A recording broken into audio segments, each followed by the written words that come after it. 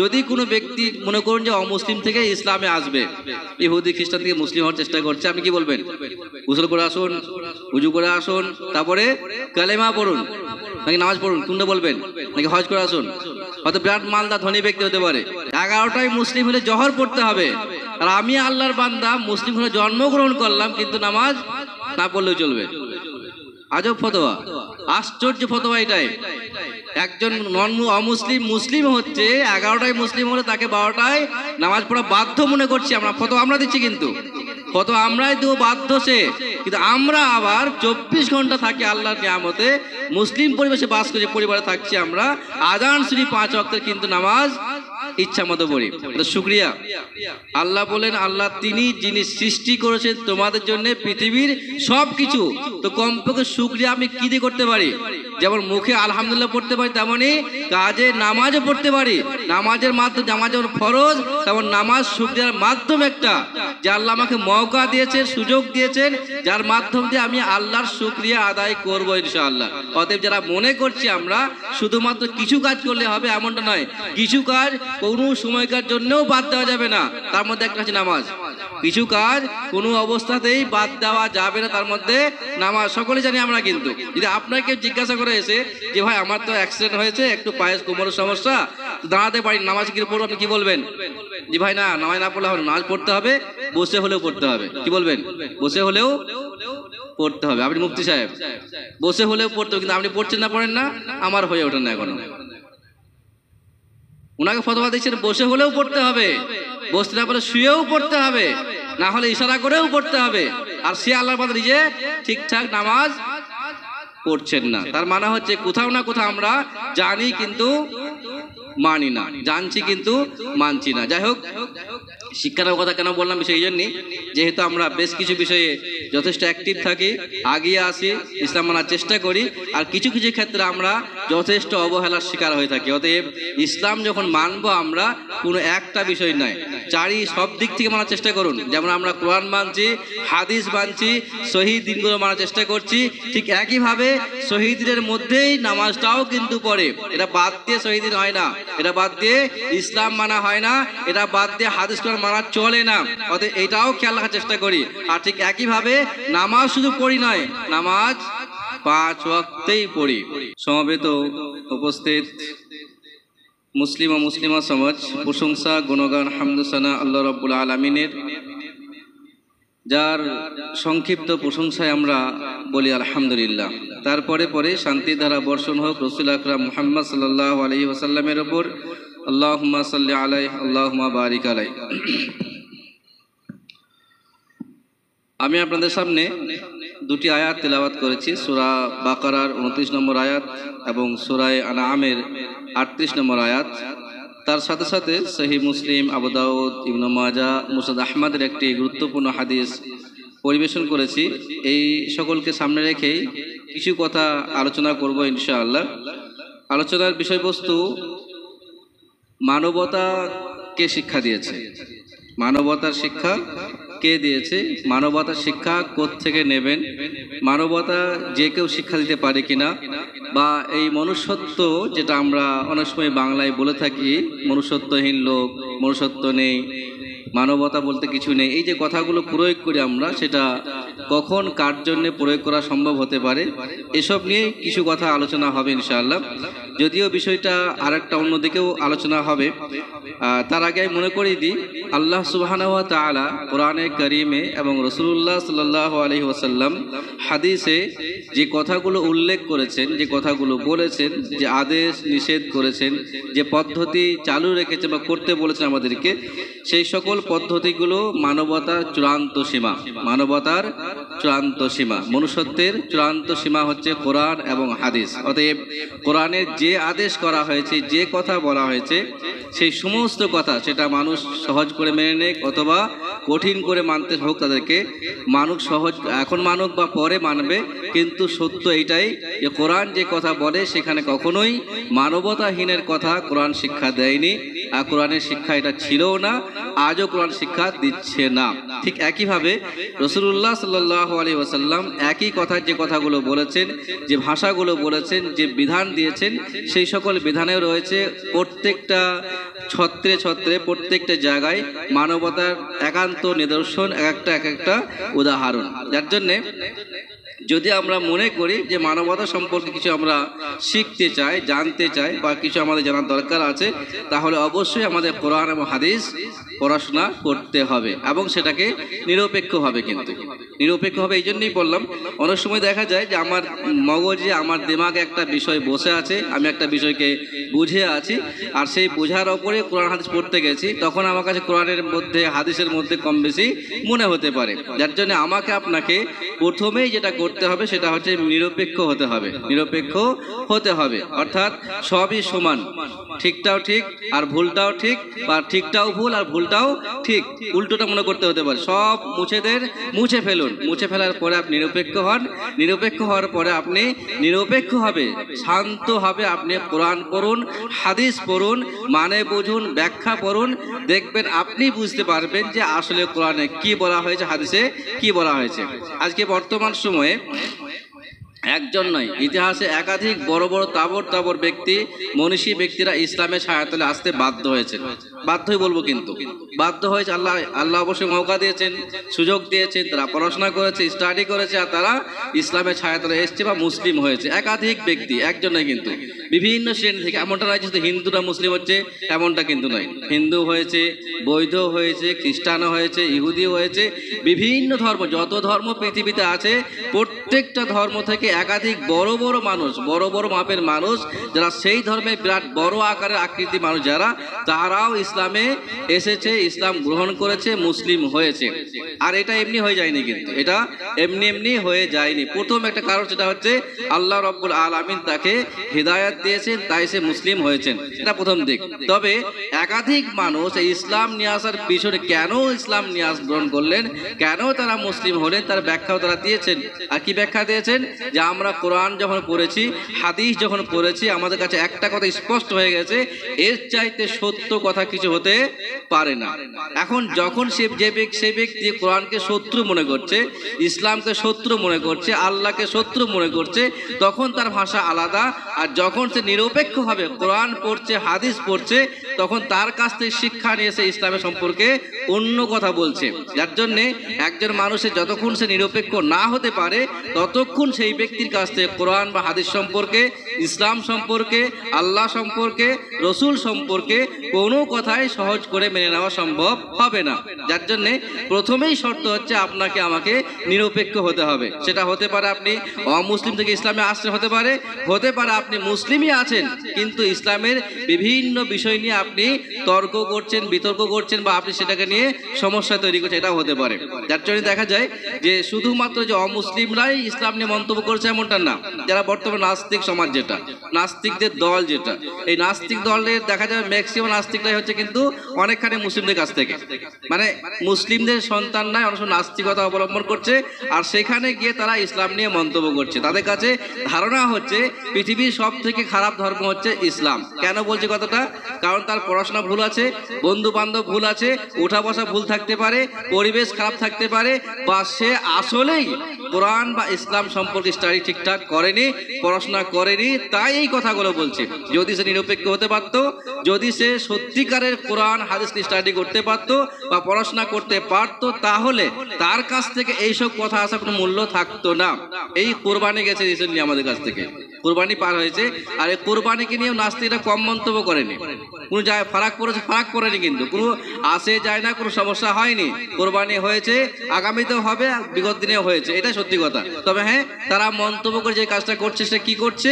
মন্তব্য করে মনে করছে যে আমরা কিছু মানুষকে কান ভাঙানি দিয়ে, কিছু মানুষের কান ভারী করে তাদেরকে ইসলাম থেকে ফিরিয়ে আনবো, ইসলাম থেকে সরিয়ে দেবো। এটা সম্ভব হবে না, কারণ আল্লাহ যাকে চাইবেন মুসলিম থাকার অবস্থা রাখবেন, তাকে রাখবেন। পৃথিবীর সারা শক্তি একদিক হলেও কিছু করতে পারবে না। অতএব তোমাদের এই মন্তব্য, নাস্তিকদের এই মন্তব্যগুলো কোনো ফারাক পড়ে না আমাদের। আর তাছাড়া মুসলিম সংখ্যা বাড়লে ইসলামের সুনাম সুখ্যাতি হবে, মুসলিম সংখ্যা কমে গেলে ইসলামে বদনাম হবে, এমনটা সম্ভাবনাও নেই। অতএব আমাদের কোনো পরোয়া নেই, আপনি এলে তাও ঠিক, আর না আসলে তাও ঠিক, আপনি যান থাকেন, কোনো আসে যায় না। ইসলাম ছিল, আছে, থাকবে। আর যেদিন ইসলাম থাকবে না, সেদিন পৃথিবীও থাকবে না। সোজা কথা, অতএব স্পষ্ট কথা, যেদিন ইসলাম থাকবে না সেদিন পৃথিবীও থাকবে না। অতএব আপনার মন্তব্যে আমরা কোনো পরোয়া করি না। এটা প্রথম একটা দিক। কেন কথাগুলো বললাম পরে আসছি ইনশাআল্লাহ। তার আগে আমি আসি, আল্লাহ রাব্বুল আলামিন কোরআনে এবং রাসূলুল্লাহ সাল্লাল্লাহু আলাইহি ওয়াসাল্লাম হাদিসে কিছু কথা বলেছে যেগুলো আমরা সহজ করে শোনার চেষ্টা করি। প্রথমে একটা আমি আয়াত করেছি, আল্লাহ বলে ওমা মিন দাব্বাতিন ফিল আরদি ওয়ালা তাইরিন ইয়াতিরু বিজানাহিহি ইল্লা উমামুন আমসালুকুম। আল্লাহ বলছে, কিন্তু আমরা বলছি না। কি বললেন?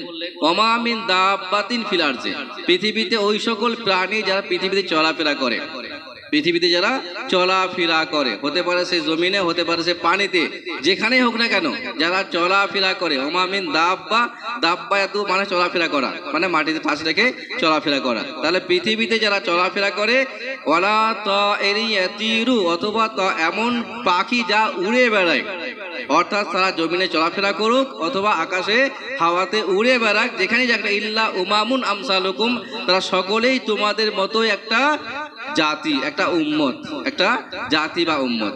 এই কথা বলা মানে কি হয়?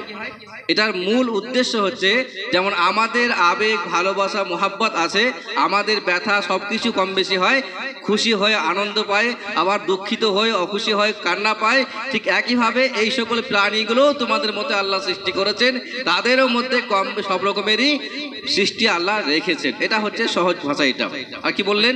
মা ফাররাতনা ফিল কিতাবিন শাই, আমি এই কোরআনে কোনো বিষয় সম্পর্কে আলোচনা করতে বাদ দিইনি, মানে সমস্ত বিষয় নিয়ে আমি আলোচনা করেছি।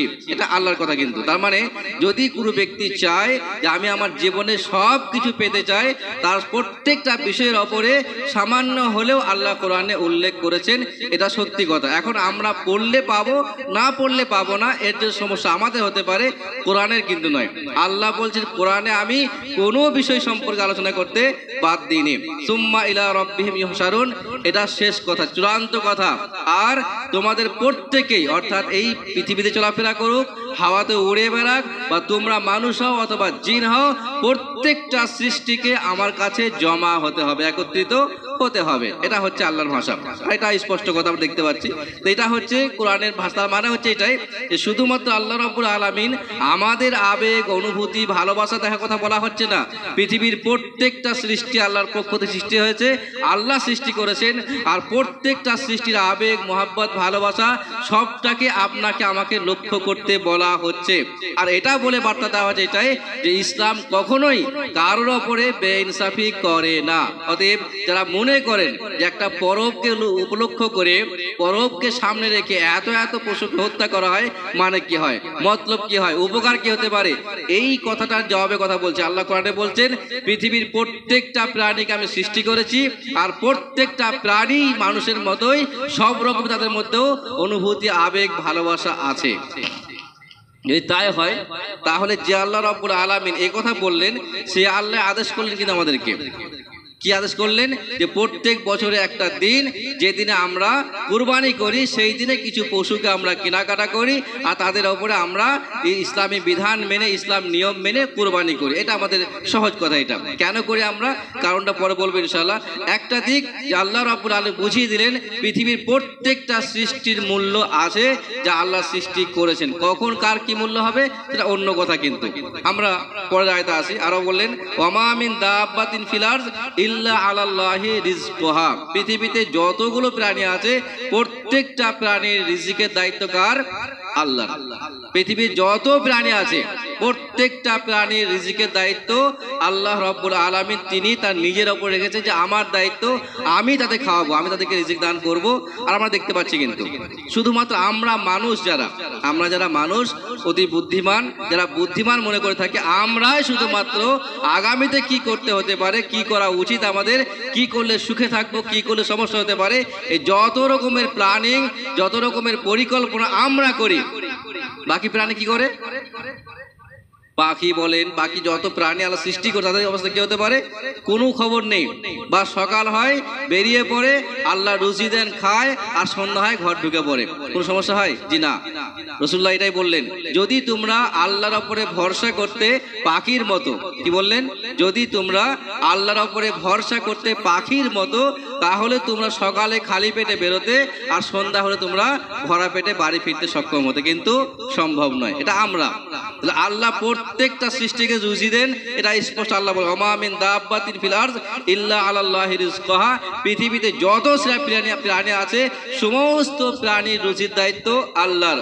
ওয়া ইয়ালামু মুস্তাকাররাহা ওয়া মুস্তাওদাহা, এবং আল্লাহ জানেন কে কতদিন কোথায় থাকবে আর কে কখন কোথায় থেকে কখন সে বিদায় নেবে, কখন চলে যাবে, এটা কিন্তু সম্পূর্ণ আল্লাহ জানেন। কথাটা বলার কারণটা কি পরে বলছে কুল্লুন ফি কিতাবিন মুবিন, আর প্রত্যেকটা বিষয় আল্লাহর স্পষ্ট কিতাবে লিপিবদ্ধ আছে, লেখা আছে। এটা হচ্ছে আয়াতের মানে। তার মানে হচ্ছে আল্লাহ স্পষ্ট বলছে কে কার খাবার হবে, অর্থাৎ কাকে কে খাবে, কোথায় খাবে, কত পরিমাণে খাবে, কে বলতে পারবে? জি না, বলতে পারবে না, বলা সম্ভব নয়, বলা সম্ভব নয়। একটা পশু মারা গেল, হোক সেটা কুকুর, হতে পারে ছাগল, হতে পারে গরু, বা হতে পারে মোষ ইত্যাদি, কোনো একটা পশু মারা গেল, আপনি কি করবেন? তা ঘরে রেখে দেবেন? জি না, তুলে নিয়ে গিয়ে ভাগাড়ে ফেলে আসছেন। কেন ফেলে আসছেন? কাকে দিয়ে আসছে ফেলে? ওখানে ঠিকঠাক থাকার জন্য, যত্ন করার জন্য?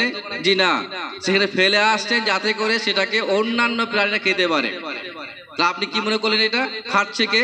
মৃত্যুর পরে খাচ্ছে, কিন্তু খাচ্ছে তো কেউ, কারো তো খাবার করে দিয়ে আপনি কুকুরে খাচ্ছে, শিয়ালে খেতে পারে, অন্যান্য প্রাণী খেতে পারে, পোকামাকড়ে খেতে পারে, যে কেউ খাচ্ছে। আগে শুকুনি খেত, এখন অন্য কেউ খাচ্ছে, খাচ্ছে তো অবশ্যই কথা। তার মানে একটা প্রাণী কেউ খাচ্ছে, কে কাকে কার মাধ্যম দিয়ে খাবার দেবেন আল্লাহ, এটা কিন্তু আল্লাহ জানেন। অতএব কে খাবার হবে আর কে খাবে, কে খাদ্য বস্তু হবে আর কে খানেওয়ালা হবে, এই সম্পূর্ণ লিস্ট কোথায় আছে? আল্লাহ রব্বুল আলামিনের কাছে আছে। অতএব আমি আপনি যতই বলি আওড়াই, আমি আপনি যতই ভাষণ দিই, আমি আপনি যতই ডায়লগ দিই, আমাদের ডায়লগ ভাষণ সব কথায় কোনো মূল্য রাখবে না যদি আল্লাহ চান তাকে খাবার তৈরি করতে। তাহলে অতএব কোন পশুকে কে খাবে, কোন প্রাণীকে কে কখন খাবে, কিভাবে খাবে, কত পরিমাণে খাবে, সেটা একমাত্র জানেন কে? আল্লাহ রাব্বুল আলামিন। আল্লাহ ওটাই বলে ওমা মিন দাব্বাতিন ফিল আরদ ইল্লা আলাল্লাহি রিজকুহা। পৃথিবীতে যত প্রাণী আছে প্রত্যেকটা প্রাণীর রুচির দায়িত্ব একমাত্র আল্লাহ রাব্বুল আলামিনের উপরে। আল্লাহ যাকে যখন চাইবেন তখন তাকে খাবার দেবেন, আর যাকে যখন চাইবেন তাকে তিনি খাবার বানাবেন, খাদ্য বস্তু বানাবেন। এটাই সত্যি কথা। অতএব আমি আপনি কম বেশি করে কোনো ফায়দা হওয়ার নেই, আমি আপনি ফতোয়া দিয়ে কোনো লাভ হবে না, আমি আপনি ভুল ভাল কথা বলে কোনো উপকার হবে না। এটা আল্লাহ কোরআনে বলেন। কিন্তু ঠিক আরে অন্য একটা আয়াত, ঠিক দ্বিতীয় একটা দিকে রয়েছে আল্লাহ রাব্বুল কি করে বললেন ওয়ানফিকু ফি সাবিলিল্লাহ ওয়ালা তুলকু বিআইদিকুম ইলা তাহলুকা। তোমরা আল্লাহর রাস্তায় খরচা করো, এটা প্রথম দিক। কিন্তু তোমরা আল্লাহর রাস্তায় খরচা করো, ওয়ালা তুলকু বিআইদিকুম ইলা তাহলুকা, আর তোমরা হালাকাতের দিকে, নষ্টের দিকে নিজেকে ঠেলে দিও না, নিজেকে ধ্বংসের দিকে ঠেলে দিও না। ওয়া আহসিনু ইন্নাল্লাহা ইউহিব্বুল মুহসিনিন, আর তোমরা ইহসান করো, দয়া করো, ভালোবাসা পেশ করো, উদাহরণ দাও ভালোবাসার, কারণ আল্লাহ রাব্বুল আলামিন ইহসান করনে ওয়ালাদেরকে ভালোবাসেন। আল্লাহ রাব্বুল আলামিন তিনি যারা ইহসান করে, ভালোবাসা দেখায়, তাদেরকে ভালোবাসেন। একদিকে যেমন তিনি বলছেন প্রত্যেকটা প্রাণীকে আমি সৃষ্টি করেছি, প্রত্যেকটা প্রাণীর খাবার দায়িত্ব আমার রয়েছে। দ্বিতীয় দিকে তিনি বলছেন ইহসান করো, দয়া করো, ভালোবাসা দেখাও, কারণ ভালোবাসা যারা দেখায়, যারা ইহসান করে, তাদেরকে আমি ভালোবাসি। আল্লাহ বললেন, তার মানে হচ্ছে যে আপনাকে আমাকে সব রকম শিক্ষা দেওয়া হচ্ছে, কোনো একটা দিকে শিক্ষা নয় কিন্তু যে আপনি আপনার ইচ্ছা মতো কম বেশি করতে পারেন, তাও বলছেন না। অতএব একজন মুসলিমের জীবনে প্রত্যেকটা বিষয়, কখন সে কি বলবে, কোথায় কি বলবে, কখন কি চলবে, কোথায় কি খাবে, কখন কি খাবে, পুরো বিষয়টাই আল্লাহ রাব্বুল আলামিন তিনি গাইড করছেন কোরআনের মাধ্যম দিয়ে এবং হাদিসের মাধ্যম দিয়ে। এখন আমাদের অপেক্ষায় রয়েছে যে আমরা সেগুলোকে কোরআন থেকে নিতে পারছি কিনা, হাদিস থেকে নিতে পারছি কিনা। যদি আমরা নিতে পারি তাহলে সহজ বিষয়। আমি আবার মনে করিয়ে দিই, যদি আমরা নিরপেক্ষ হতে পারি, কোরআনকে সত্য বলে মনে করতে পারি, তাহলেই এগুলো বোঝা সহজ, খুবই সরল। আর যদি আমরা নিজে মনে করি যে আমরা কম কিছু বুঝি না, আমাদেরও ব্রেন আছে, আমরাও কম বেশি বলতে পারি, আমাদেরও বুঝ শক্তি আছে, আর তা দিয়ে আমরা কোরআন কম বেশি বুঝতে পারি, তাহলে সমস্যা মিটবে না। একটা হাদিস আয়াত এগুলো, হাদিস কি বলছে, রাসূলুল্লাহ কি বললেন, মাই ইউহরাম আর রিফকা, যদি কোনো ব্যক্তি নরমতা কমলতা থেকে বঞ্চিত হয় বা মাহরুম হয়, ইউহারাম আল খায়ের কুল্লাহ, সেই ব্যক্তি সমস্ত কল্যাণ থেকে বঞ্চিত হবে। তার মানে যদি কোনো ব্যক্তি দয়া না করে, ভালোবাসা না দেখায়, কমলতা না দেখায়, যদি কোনো ব্যক্তি এহসান না করে, দয়া প্রকাশ না করে, তাহলে সেই ব্যক্তি সমস্ত রকমের কল্যাণ থেকে বঞ্চিত হবে। তার মানে আমাকে আপনাকে পশুকে জবাই করে খাওয়ার পারমিশন দিয়ে থাকলেও সেখানেও আপনাকে এহসান করার কথা শিক্ষা ইসলাম দিচ্ছে। তার মানে আপনাকে সেখানে ইচ্ছা মতো কাজ করতে পারেন না। আমরা যারা কোরবানি করেছি হয়তো আমরা অনেকে জানি, অবগত আছি, হাদিস পড়ে পড়বো ইনশাআল্লাহ, আমরা সকলে জানি বিষয়গুলো। সেটা হচ্ছে যে কোরবানির পশু জবাই করার সময়ে বেশ কিছু বিষয় আমাদেরকে গুরুত্ব সহকারে মানতে হয়। কি কি মানতে হয়? প্রথম বিষয় যে ছুরি দিয়ে আমরা জবাই করবো পশুটাকে, সেই ছুরি যেন ধারালো হয়, ছুরি যেন ধারালো হয়, খুব ভালো ধারালো হয়, আর পশুর যেন বেশি করে কষ্ট পেতে সমস্যা না হয়। বাকি থাকলো আমাদের ফতোয়া আছে যেটা 2.5 প্যাচের কথা, একবার দুবার ফের হাফ পাক, যেটা 2.5 প্যাচ, যেটা এর তো কোনো অস্তিত্ব ইসলামে নেই। এর কোনো অস্তিত্ব ইসলামে হাদিসেও নেই আর ফতোয়াতেও নেই। শুধুমাত্র এটা গ্রামগঞ্জ মুফতিদের ফতোয়া, এলাকাবাসী অলিগলির মুফতিদের ফতোয়া। 2.5 প্যাচ দিতে হবে, 1 প্যাচ, 2 প্যাচ, হাফ প্যাচ, এর ফতোয়া ইসলামে নেই। এই ফতোয়া ইসলামে নেই, কোরআনেও নেই, হাদিসেও নেই, জাল জেব হাদিসেও নেই, এমনকি ফতোয়াতেও নেই। এটা শুধুমাত্র ডায়লগ অথবা এই গলি মুফতিদের ফতোয়া, এইসবগুলো যেটা চলছে আমার সমাজে। যদি কোনো পশুকে আপনি একবার চুরি চাই জবাই করতে পারেন, একবারে করে ফেলেন, কারণ পশুটা কষ্ট না পাওয়াটা জরুরি, পশু কষ্ট না পাওয়াটা জরুরি। এখন স্পষ্ট করে এখানে বিষয়টা আমরা যদি কুরবানি করে নিয়েছি, কুরবানি হয়ে গিয়ে থাকলেও পশু হত্যা এখনো বন্ধ হবে না। কিন্তু পশু কুরবানি করা বন্ধ হলেও জবাই করা চালু আছে, থাকবে, কারণ কেউ ছাগল জবাই করবে, কেউ মুরগি জবাই করবে, সমস্যা নেই না, হবে, হতে থাকবে একের পর এক। তো সব ক্ষেত্রে খেয়াল রাখি, এটা ইসলামের নীতি একটা, যে আপনি যখন পশুকে জবাই করবেন, আপনি যখন পশু গলায় ছুরি চালাবেন, আপনাকে খেয়াল রাখতে ছুরি ধারালো হয়, খুবই তীক্ষ্ণ ধারালো হয়, যাতে করে পশুর কষ্ট কম হয়। এখন ছুরি চলে কষ্ট হবে, স্বাভাবিক, এটাই কথা, কিন্তু তারপরও যেন তাকে কষ্ট কম হয়, সেই দিকটা দিকে আমাদেরকে লক্ষ্য রাখতে বলা হয়েছে। এটা এমনি বলা হয়নি। কে বলছে? এটা রাসূলুল্লাহ বলছে, তোমরা খেয়াল রাখো বিষয়টা। আর ধার দিতে বলছো তাই নয়, কোনো একদিনের ঘটনা, কোনো একজন সাহাবা তিনি জবাই করতে গিয়ে ছাগলের গলায় পা রেখেছেন, ছাগলের গলায় পা দিয়ে আসেন, আর ছুরিটাকে সুন্দর করে তিনি শান দিচ্ছেন বা ধার দিচ্ছেন, ছুরিটাকে ঘষছেন, কোনো একটা পাথরে হোক বা কিছু একটা বস্তুতে হোক। রাসূলুল্লাহ কি বললেন? যে তুমি তো এই পশুটাকে কয়েকবার হত্যা করে ফেললে, তুমি এই পশুটাকে কয়েকবার হত্যা করে ফেললে, তার মানে এক তো গলায় পা চাপিয়ে আছো, এটার ভুল ঠিক আছে বলছে, ফতোয়া দিচ্ছি না, কিন্তু পরে বলবো ইনশাআল্লাহ। তবে হ্যাঁ, কষ্ট এইটাই যে তুমি তাকে কষ্ট শুয়ে রেখেছো, আর তুমি ছুরি এখন ধার দিচ্ছ কেন? তোমার উচিত ছিল আগে ঠিকঠাক করে রেডি করে তারপর পশুটাকে শুয়ে দেওয়া আর জবাই করে শেষ করে দেওয়া। এটা একটা দিক, এখানে আপনি শিক্ষা নিতে পারেন। আমাদের যেটা সমাজের আর একটা ফতোয়া বলে দিই, জবাই করার সময়ে কিবলা মুখ হতে হবে। জবাই করার সময়ে কিবলা মুখ হতে, মানে কাবা দিকে মুখ হতে হবে। যিনি জবাই করবেন তিনি কাবা দিকে মুখ করবেন। এখন গরু যদি উল্টো দিকে পড়ে যায়, তখন আমাদের লোকাল যারা জবাই করেন আর কি, মানে যারা আসেন, যেহেতু ফতোয়া আছে কিবলামুখ হতে হবে, গরুটাকে এই ধার থেকে শুরু করে এই ট্রেনে নিয়ে নিয়ে আসবেন। এই যে ট্রেনে গরুটাকে সোজা করছেন আপনি, এমাথা ওমাথা করছেন, কেন করছেন বলতে পারেন? কিবলা মুখ হওয়া কি ফরজ কাজ, জরুরি কাজ, না হলে গুনাহ হবে? জি না, কিবলা মুখ হওয়াটা জরুরি ইসলামে কখনোই ছিল না। অবশ্যই সুযোগ থাকে আপনি কিবলা মুখ হন, যদি পারেন ঠিকঠাক ফেলতে অবশ্যই ভালো কথা। আর যদি সম্ভব না হয়, যে অবস্থায় গরু পড়লো সেই অবস্থাতে আপনি সেই দিকে মুখ করে বিসমিল্লাহ আল্লাহু আকবার বলে আপনি জবাই করেন, যথেষ্ট হয়ে যাবে। কিন্তু আপনি যে লেজটা ধরে, পা ধরে, চামড়া ঘষতে থাকে, এ মাথা ও মাথা ঘষতে আছেন, আপনি এপাক ওপাক করছেন, এই যে করছে, এটা যে কষ্ট দিচ্ছেন আপনি, এর জন্য আপনাকে দায়ী হতে হবে, আপনাকে গুনাহগার হতে হবে। কারণ আপনি ভুল এখানে করছেন, যে আপনি একটা ভুল পথ মানতে গিয়ে, একটা সুন্নতকে মানতে গিয়ে একটা পশুর উপর আপনি অন্যায় করছেন, এটা ইসলামে সমর্থন করে না। কেন কথা হলো বলছি, এটা হচ্ছে ইসলাম।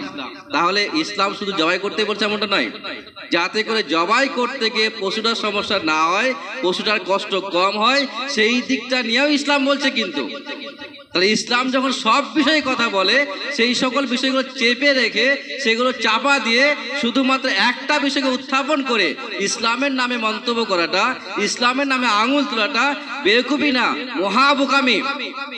আর তাদের জ্ঞান সীমিত, এটা স্পষ্ট প্রমাণ। তাদের উচিত ছিল ইসলাম নিয়ে কথা বলার আগে ইসলামের প্রত্যেকটা বিষয় ভাবার চিন্তা ভাবনা করা, দেখা, এবং সেটা আদৌ আছে কিনা দেখার চেষ্টা করা, এবং ইসলাম সেই বিষয়ে ডিটেলস আর কি বলেছে সেই কথাগুলোকেও দেখার চেষ্টা করা। অতএব যদি আমরা ইনসাফ করতে যাই, যদি আমরা মনে করি যে আমরা মুসলিম, আমি আমাদেরকে বলছি না, কিন্তু যারা ইসলাম নিয়ে মন্তব্য করে, যারা এসব বিষয় নিয়ে মন্তব্য করেন, তাদের উদ্দেশ্যে কথা বলছি এখানটায়। যারা মন্তব্য করেন তারা ভালো করে শুনে রাখেন, ইসলামের প্রত্যেকটা বিষয় শিক্ষা দেওয়া হয়েছে একটা একটা করে। কোনোভাবেই কোনো দিক থেকে কোনো পশুর কষ্ট হতে পারে এটা ইসলাম শিক্ষা দেয়নি, আগামীতেও দেবে না। যার জন্য আমাদেরকে ভাবতে হতে পারে। তবে আমাদের মুসলিমদের ভাবা উচিত যে আমরা অনেক সময় ফতোয়ার ফাঁপড়ে পড়ে, ফতোয়ার কাছাকাছি গিয়ে আমরা একাধিক ভুল করে বসি, যে ভুলগুলো আমাদের করা উচিত হয় না, সেগুলো ভাবা অবশ্যই উচিত। একই জায়গায় দেখবেন একটা বড় ফিল্ড, একটা বড় ময়দান, সেখানে কি করা হচ্ছে, 8-10টা গরু ফেলে দেওয়া হয়েছে, 8-10টা গরু ফেলার চেষ্টা করা হয়েছে, আর গরুর সামনে গরুকে আপনি জবাই করছেন। এটা ইসলামে অবশ্যই ভুল দিক একটা। আপনি আড়াল করেন, গার্ড দেন, দেখাবেন না, অথবা কিছুক্ষণ পরে করেন, একটু গ্যাপ দেন, এগুলো অবশ্যই ভুল। এই দিকগুলো অবশ্যই দেখা উচিত ছিল। যাক, আমি যাচ্ছি না, আমি আবারও আসি।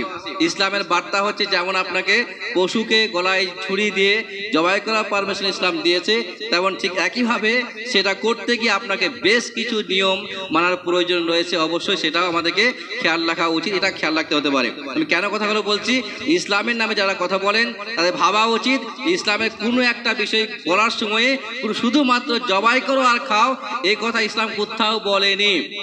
জবাই করার জন্য আপনাকে একাধিক নিয়ম বলেছেন, দোয়া পড়ার কথা বলেছেন, বিসমিল্লাহ পড়ার কথা বলেছেন, কষ্ট না হয় সে কথা বলেছেন, ছুরি ধার দেওয়ার কথা বলেছেন। ঠিক একইভাবে যাতে করে পশুর কষ্ট না হয় সেই দিকটা নিয়েও কথা ইসলাম বলছে। যার জন্য ইসলাম নিয়ে কথা বলতে গেলে আপনাকে বাকি দিক নিয়েও কথা বলতে হবে। যদি আমরা মনে করি যে ইনসাফ করছি, যদি মনে করি আমরা ইসলামকে দেখবো, তাহলে ইসলামের সার্বিক দিকটা দেখার প্রয়োজন রয়েছে। আল্লাহ দোয়া করি আল্লাহ আমাদের সকলকে সমস্ত বিষয়ে জানার তৌফিক দিন এবং সব রকমের ভুল ধারণা তৌফিক থেকে দূরে থাকার তৌফিক দান করুন এবং ইসলামের প্রত্যেকটা বিষয় নিয়ে জানার তৌফিক দান করুন। আমিন।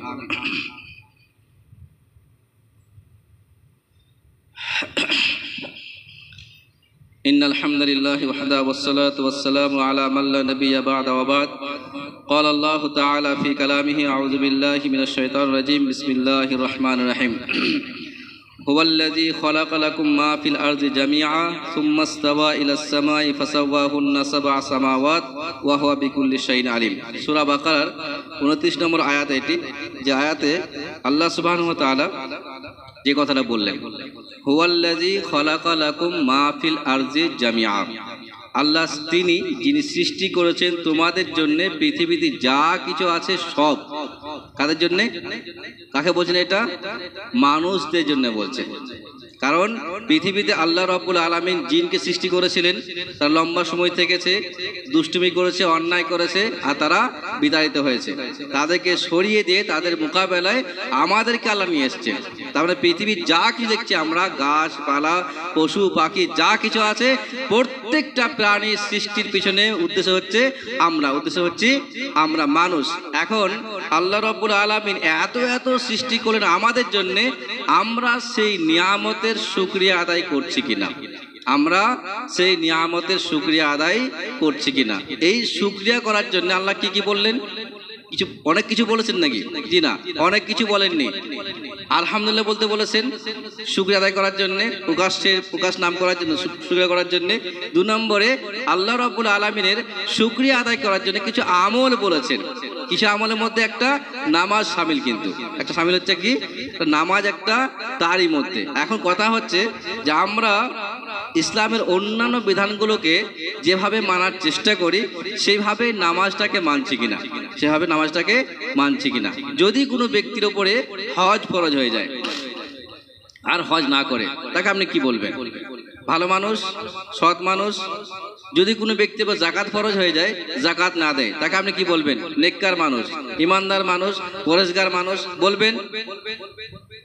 কেন বলবেন না? কারণ আপনি ভালো করে জানেন জাকাত একটা ফরজ, আর সেই ব্যক্তি তার হক আদায় করছে না, বা সে জাকাত দিচ্ছে না, মালে জাকাত না দেওয়ার জন্য তার মালটা তার জন্য কি হচ্ছে? হারাম হচ্ছে। সেই ব্যক্তির উপরে জাকাত ফরজ আর হজ করা ফরজ, হজ ফরজ হওয়া সত্ত্বেও সেই ব্যক্তি হজ করছে না, যার জন্য সেই ব্যক্তি তার মালের অপব্যবহার করছে, বা সেই ব্যক্তি সেই মাল দিয়ে হক আদায় করছে না। এটা আমরা মনে করি। তো শুধু কি হজ ফরজ হলেই কিন্তু হবে, যাকাত ফরজ হলেই কিন্তু হবে, নাকি নামাজ ফরজ হলেও কিন্তু হতে পারে?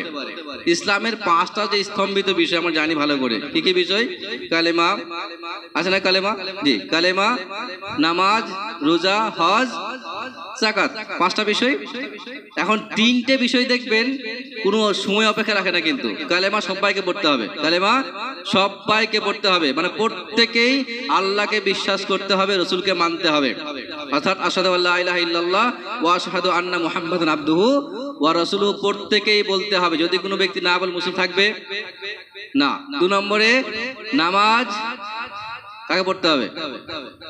সবাইকে পড়তে হবে। নামাজ সবাইকেই পড়তে হবে। কালেমা যেমন সবাইকে পড়তে হবে, যেমন মনে করি আমরা যদি কোনো ব্যক্তি মনে করুন যে অমুসলিম থেকে ইসলামে আসবে, ইহুদি খ্রিস্টান থেকে মুসলিম হওয়ার চেষ্টা করছে, আপনি কি বলবেন? গোসল করে আসুন, উজু করে আসুন, তারপরে কালেমা পড়ুন, নাকি নামাজ পড়ুন, কোনটা বলবেন? নাকি হজ করে আসুন? হয়তো বিরাট মালদার ধনী ব্যক্তি হতে পারে, বিরাট পয়সাওয়ালা মানুষ, আপনি কি বলবেন? আগে হজটা করে এসো, আগে যাকাতটা দাও, বলবেন নাকি? জি না, প্রথমে কি বলছেন? কালেমা পড়ুন। তাহলে প্রথমে তাকে পড়াচ্ছেন আশহাদু আল্লা ইলাহা ইল্লাল্লাহ, কালেমা পড়াচ্ছেন। তারপর আপনি কি বলছেন? নামাজটা পড়তে হবে, 5 ওয়াক্তের নামাজ। এই 5 ওয়াক্তের নামাজ যদি সেই ব্যক্তি 11টার সময় মুসলিম হয়, তাকে জোহর পড়তে হবে না? হবে না? 11টায় মুসলিম হলে জোহর পড়তে হবে। আর আমি আল্লাহর বান্দা, মুসলিম হলে জন্মগ্রহণ করলাম, কিন্তু নামাজ না পড়লেও চলবে। আজব ফতোয়া, আশ্চর্য ফতোয়া এটাই। একজন অমুসলিম মুসলিম হচ্ছে, 11টায় মুসলিম হলে তাকে 12টায় নামাজ পড়া বাধ্য মনে করছি আমরা। ফতোয়া আমরা দিচ্ছি, কিন্তু ফতোয়া আমরাই দেবো, বাধ্য সে। কিন্তু আমরা আবার 24 ঘন্টা থাকি আল্লাহর নিয়ামতে, মুসলিম পরিবেশে বাস করে পরিবারে থাকছি আমরা, আযান শুনি 5 ওয়াক্তের, কিন্তু নামাজ ইচ্ছা মতো পড়ি। শুকরিয়া। আল্লাহ বলেন, আল্লাহ তিনি যিনি সৃষ্টি করেছেন তোমাদের জন্য পৃথিবীর সবকিছু, তো কমপক্ষে শুকরিয়া আমি কি দিয়ে করতে পারি? যেমন মুখে আলহামদুলিল্লাহ পড়তে পারি, তেমনি কাজে নামাজও পড়তে পারি। নামাজের মাধ্যমে, নামাজ যেমন ফরজ, তেমন নামাজ শুকরিয়ার মাধ্যম একটা, যে আল্লাহ আমাকে মওকা দিয়েছেন, সুযোগ দিয়েছেন, যার মাধ্যম দিয়ে আমি আল্লাহর শুকরিয়া আদায় করবো ইনশাআল্লাহ। অতএব যারা মনে করছি আমরা শুধুমাত্র কিছু কাজ করলে হবে, এমনটা নয়। কিছু কাজ কোনো সময়কার জন্যও বাদ দেওয়া যাবে না, তার মধ্যে একটা হচ্ছে নামাজ। কিছু কাজ কোনো অবস্থাতেই বাদ দেওয়া যাবে না, তার মধ্যে নামাজ। সকলে জানি আমরা, কিন্তু যদি আপনাকে জিজ্ঞাসা করে এসে যে ভাই আমার তো অ্যাক্সিডেন্ট হয়েছে, একটু পায়ের কোমরের সমস্যা, দাঁড়াতে পারি, নামাজ কি পড়বো? আপনি কি বলবেন? জি ভাই না, নামাজ না পড়লে হবে, নামাজ পড়তে হবে, বসে হলেও পড়তে হবে। কি বলবেন? বসে হলেও পড়তে হবে। আপনি মুফতি সাহেব, বসে হলেও পড়তে হবে, কিন্তু আপনি পড়ছেন না, পড়েন না, আমার হয়ে ওঠেন না এখনো। ওনাকে ফতোয়া দিচ্ছেন বসে হলেও পড়তে হবে, বসতে না পারলে শুয়েও পড়তে হবে, না হলে ইশারা করেও পড়তে হবে। আর সে আল্লাহর বান্দা নিজে ঠিকঠাক নামাজ পড়ছেন না, তার মানে হচ্ছে কোথাও না কোথাও আমরা জানি কিন্তু মানি না, জানছি কিন্তু মানছি না। যাই হোক, শিক্ষার কথা কেন বললাম সেই জন্যই, যেহেতু আমরা বেশ কিছু বিষয়ে যথেষ্ট অ্যাক্টিভ থাকি, আগিয়ে আসি, ইসলাম মানার চেষ্টা করি, আর কিছু কিছু ক্ষেত্রে আমরা যথেষ্ট অবহেলার শিকার হয়ে থাকি। অতএব ইসলাম যখন মানবো আমরা, কোনো একটা বিষয় নয়, সব দিক থেকে মানার চেষ্টা করুন। যেমন আমরা কোরআন মানছি, হাদিস মানছি, শহীদ দিনগুলো মানার চেষ্টা করছি, ঠিক একইভাবে শহীদদের মধ্যেই নামাজটাও কিন্তু পড়ে। এটা বাদ দিয়ে শহীদ দিন হয় না, এটা বাদ দিয়ে ইসলাম মানা হয় না, এটা বাদ দিয়ে হাদিস কোরআন মানা চলে না। অতএব এটাও খেয়াল রাখার চেষ্টা করি। আর ঠিক একইভাবে নামাজ শুধু পড়ি নয়, নামাজ 5 ওয়াক্তেই পড়ি। জি, এটাও সমস্যা আমাদের। আবার নামাজ তো পড়ি না, পড়লে আবার কোনো কোনো ওয়াক্তে পড়ি, এটা না। অতএব আমরা খেয়াল রাখার চেষ্টা করি, আল্লাহ রাব্বুল আলামিন আমাদের উপরে একাধিক নিয়ামত করেছেন, রহমত করেছেন, দয়া করেছেন, তার শুকরিয়া স্বরূপ, কৃতজ্ঞতা স্বরূপ আমাদের উচিত কমপক্ষে 5 ওয়াক্তের নামাজটা ঠিকঠাক পড়ার চেষ্টা করা। আল্লাহ দোয়া করি আল্লাহ আমাদের সকলকেই সঠিক বুঝ দেন, সঠিক জ্ঞান দেন, এবং সেই অনুযায়ী চলার তৌফিক দান করেন, এবং সব রকমের ইসলাম বিরোধী কাজ থেকে রক্ষা করেন, এবং আমাদের সকলকে ঈমানদার হওয়ার তৌফিক দান করেন, পাক কাছে মুত্তাকি হওয়ার তৌফিক দিন, এবং সব রকমের ঈমান হানিকারক কাজ থেকে আমাদেরকে আল্লাহ রক্ষা করুন। আমিন। আকুলু কাওলি হাযা ওয়া আস্তাগফিরুল্লাহ লি ওয়া লাকুম ওয়া লিসাইরিল মুসলিমিন। আমিন। আসসালামু আলাইকুম।